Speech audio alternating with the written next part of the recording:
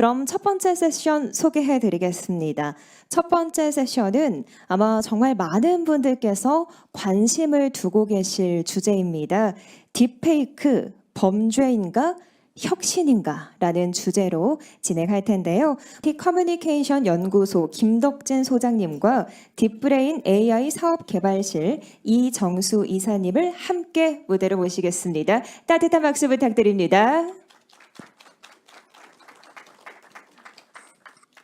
세 분의 연사님과 함께 첫 번째 세션 진행해 보도록 할 텐데요. 먼저 IT 커뮤니케이션 연구소 김덕진 소장님께서 발표해 주시겠습니다.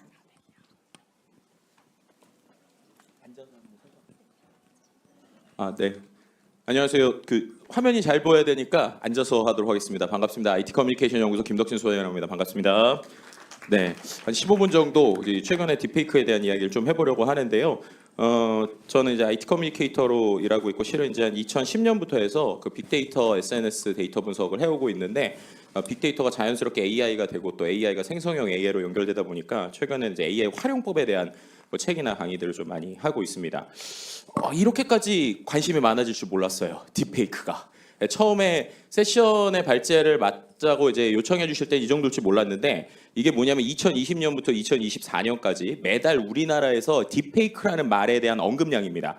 SNS, 트위터 커뮤니티 보시면 재밌는 게 뉴스가요. 요번에 되게 튀었잖아요. 근데 보시면 저 2024년 8월이고 그 옆에가 2024년 9월 1일부터 4일이거든요. 단 4일 만의 데이터가 보시는 것처럼 다른 월보다 훨씬 컸습니다. 흥미로운 부분은요. 이렇게 됐을 때 커뮤니티도 뜨고 트위터도 떴잖아요. 근데 여기 자세히 보시면 2021년 1월에 트위터에서는 오히려 한 번 더 뜬 적이 있거든요. 이때가 언제냐면 이른바 지인 능욕이라고 하는 키워드가 상당히 뜨거웠을 때입니다. 그래서 이제 이미 2021년에 SNS에서는 이거 어떻게 해야 되는 거 아니냐는 얘기가 많이 나왔어요. 근데 보시면 뉴스는 조용했죠. 그러다가 지금 뜨겁습니다. 뜨거운 이유는 이제서 이거 너무 놀랍다, 충격이다라는 거예요. 왜냐하면 이게 우리 아이들의 이야기로 오기 때문이죠. 그래서 이제 저는 요즘에 이렇게 짧은 시간에 방송과 인터뷰를 이렇게 많이 할 줄 몰랐어요.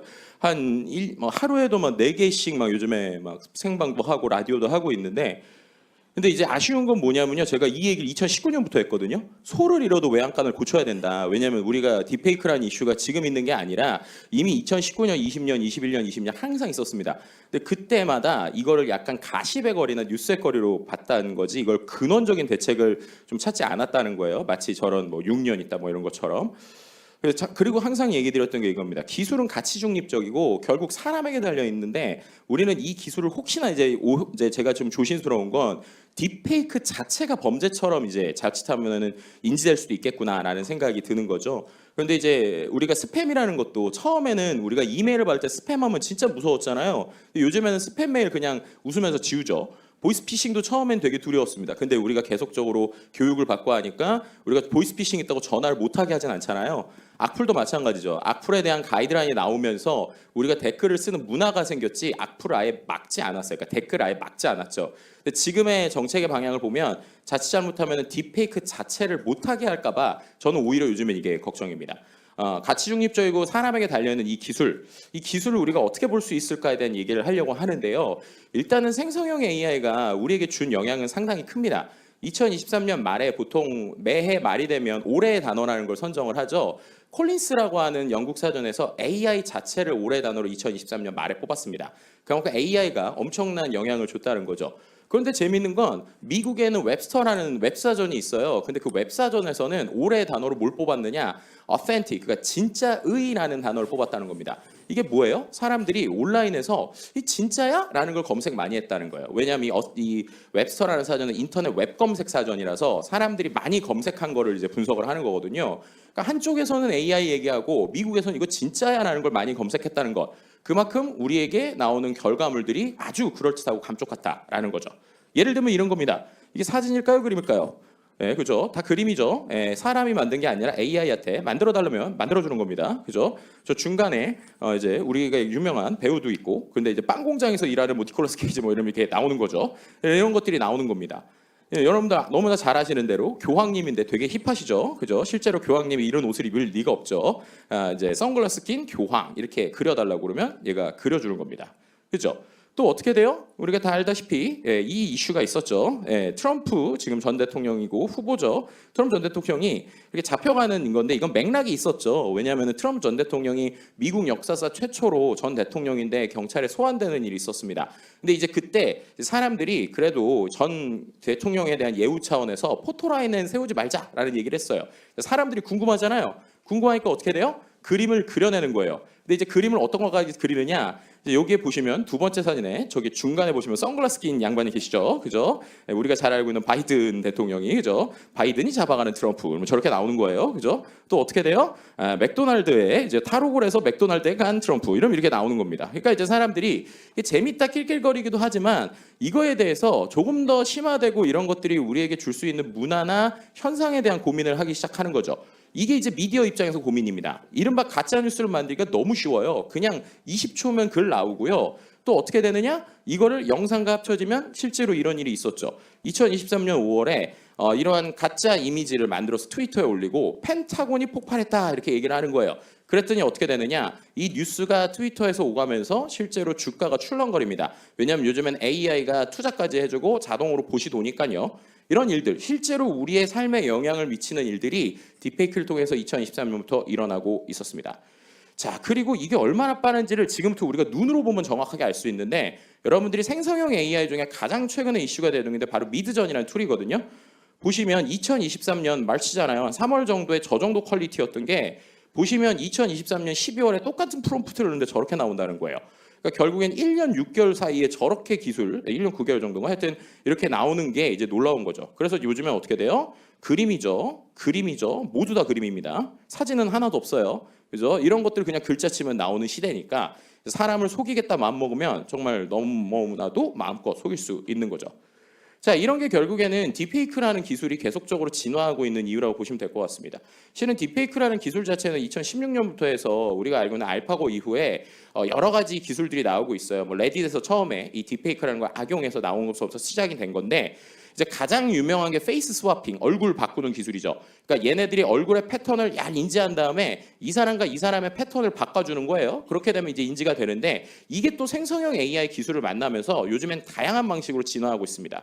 그리고 진화의 끝은 어디냐? 예전엔 그래도 만들려면 수십 장 사진이 필요했는데 이제 사진 한 장으로 되는 거죠.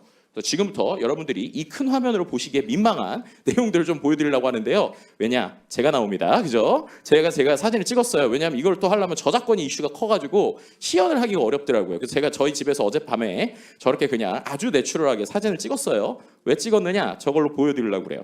이런 앱이 있습니다. 앱에서 잘생긴 사람 있죠. 그래서 저 사람을 골라요. 그 다음에 방금 제가 찍은 사진을 넣어줘요. 그럼 이제 실시간으로 제가 캡처를 뜬 거거든요. 지금 보시면 태스크가 돌아가기 시작하죠. 15% 가고 있고요. 그죠? 얘가 이제 이렇게 있다가 그죠? 쭉 끝났어요. 네, 저랑 비슷한가요? 그죠? 네. 사진 한 장 넣으면 저렇게 나온다는 거예요. 그죠? 네, 아우 잘생겼네요. 그죠? 제 어릴 때 모습을 보는 것 같습니다. 까불거리긴 하지만. 자, 이런 게 나오고요. 그 다음에 또 뭐가 되느냐? 언어의 장벽을 깨기 시작해요. 예를 들면 스마트폰으로 여러분들이 2분 정도 요 정도를 찍는 거예요. 안녕하세요. 반갑습니다. 김덕진입니다. 지금부터 AI로 한국어로 이야기하는 것을 자동으로 바꿔주는 툴을 한번 테스트 해보려고 하는데요. 툴의 테스트를 위해서 지금부터 제가 2분 동안 이런 얘기 좀 계속 해보도록 하겠습니다. 네, 저런 식으로 스마트폰 보고 2분 동안 아무 말 대잔치를 해요. 나중에 보면 제일 어려운 게 저거예요. 여러분들이 카메라를 보고 아무 말 대잔치 2분 하는 게 쉽지가 않아요. 그죠? 근데 이렇게 해가지고 저 헤이젠이라는 서비스가 있거든요. 거기다 올려요. 올리면 얘가 한 20분이면 렌더링이 끝납니다. 그리고 나면 제가 하는 일은 글자 쓰면 돼요. 글자 쓰면 얘가 이제 읽어주거든요. 지금부터는 제가 아니라 AI입니다. AI가 저 대신에 말을 얼마나 잘하는지 보여드릴게요. 안녕하세요. 저는 김덕진 교수입니다. 오늘은 제 아바타인 딕션킴 교수가 저 대신 발표를 하고 있습니다. 인공지능은 빠르게 우리 생활에 스며들고 있습니다. 인간과 AI는 공존할 수 있을까요? 아니면 AI가 인간을 대체하게 될까요? 미래는 시작되었습니다. 저의 신간, 인간이 지워진다가 우리의 논의를 확장시킬 수 있는 계기가 되었으면 좋겠습니다. こんにちは。私はキム・ドクジン教授です。今日は私のアバターであるディクショニング・キム教授が発表をしています。人工知能は急速に私たちの生活に浸透していま 네, す。 참고로 저는 人間 일본어를 と 아예 AI 못합니다. は 그죠? 共存できるのでしょうか、それとも AI が人間にくっつけて終わるのでしょうか。ワイライハしまっています。Bonjour, je suis le professeur 네, 이번엔 Jin. 불어네요. Aujourd'hui, mon avatar, le professeur Dixion Kim, fait une présentation en mon nom. 네, 저런 식으로 실제로 되게 놀라운 게 한국어 데이터로 2분 넣은 거잖아요. 그럼 우리나라만엔 성조가 없는데 저렇게 성조도 만들고요. 글자 넣으면 다 됩니다. 그래서 뭐 5개 국어, 10개 국어 되고요. 하이라이트. 네, 이것 때문에 제가 오늘 파이낸셜 뉴스 사장님 꼭 여기 오시라고 말씀드렸는데 제가 실은 최근에 이 파이낸셜 뉴스 사장님과 대담을 한번 했어요. 그래서 대담을 한 걸 감사하게 신문에 칵 실어주셨더라고요. 이렇게 전체적으로. 그럼 제가 보답을 해드려야 되잖아요. 그래서 어떻게 했느냐? 저 신문 이미지가 되게 작거든요. 저 작은 이미지에 있는 저 이미지를 제가 따가지고 이거를 갖고 파일에 올린 다음에 제가 이제 이 사장님이 되는 거예요. 실제로 제 컴퓨터에서 시연을 한 거 실시간으로 찍은 걸 보여드릴게요. 파이낸셜 뉴스의 변동석 사장님으로 한번 변신해 보도록 하겠습니다. 보시는 것처럼 저랑 인터뷰를 했었던 사진에서 변동 사진을 넣고요. 돌렸습니다. 그렇죠. 어떠신가요? 사장님, 안녕하세요. 제가 이제 변동석 사장님입니다. 자, 이렇게 하면 금방 딥페이크가 되죠. 네, 이렇게 하다 볼까요? 네, 이 놀라운 건 보시는 것처럼 제가 얼굴을 이렇게 하거나 사장님 어떠십니까? 이게 딥페이크입니다. 아주 쉽게 누구나 이렇게 만들어서 제 컴퓨터가 지금은 이제 성능이 좀 떨어져서 그러는데 만약에 제 컴퓨터의 성능이 좋다 라고 하면 이게 어떻게 될까요? 실시간으로 입이 맞겠죠. 그러면은 제가 사장님의 얼굴로 어떤 걸 할지 모르는 겁니다. 네. 딥페이크 기술이 이렇게까지 와 있고요. 실제로 이렇게 오픈소스 코드 다운로드 받아서 설치해서 돌리면 이렇게 나오는 세상입니다. 네, 저렇게 나왔습니다. 어떠신가요? 네, 그래서 이게 이제 되게 우리에게 양면성을 주는 거죠. 그러니까 톰 행스 같은 사람도 야 내가 모르는 광고가 인스타그램에 있더라. 나도 속겠더라. 그래서 속지 마세요. 이런 얘기를 하고 있는 겁니다. 같은 AI 기술인데 결국 사용은 인간의 몫이라는 얘기를 하고 싶었어요. 왜냐하면 이게 실제 컨텐츠 비즈니스에서는 디에이징이나 디보이싱이라고 그래서 실제 사람을 젊게 만들거나 목소리를 젊게 만들고 또 여기 보시면 손석구 아역이 예전에 그 살인자 이응당하면서 이슈가 됐는데 저 사람은요 실제 그 아역 배우가 아니라 딥페이크를 통해 가지고 만든 거예요. 그래서 실제 배우는 따로 있고 얼굴만 바뀐 겁니다. 저렇게 쓰기도 하고요. SBS 같은 데는 영상을 추출을 해서 특정 자료를 찾는 데도 쓰고 심지어 이미지를 넣으면 그 사람의 젊은 DB를 이제 젊을 때 DB를 가져와서 보여주기도 해요. 이런 것들이 생방송 영상 편집에도 활용이 되죠. 얼굴을 인식할 수 있으니까. 그리고 이제 가장 감동적인 건 이런 게 같은 기술이지만 전혀 다르게 쓰인다는 겁니다.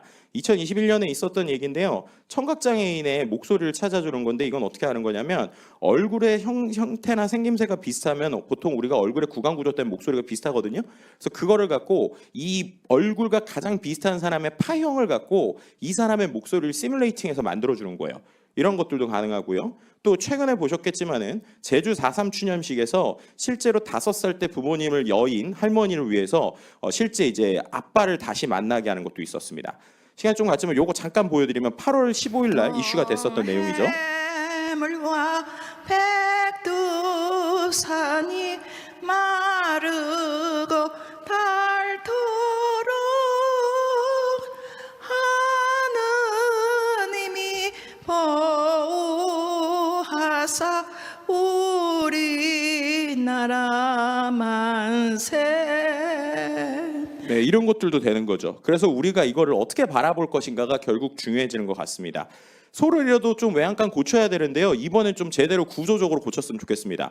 실제로 해외에 있는 전반적인 어떤 가이드라인들이 나오는 것들도 이제 나오고 있어요. 실은. 그렇기 때문에 우리가 같이 고치는 게 좀 중요한 것 같고요. 확실히 자율과 책임을 명확하게 해야 되는 상황이다.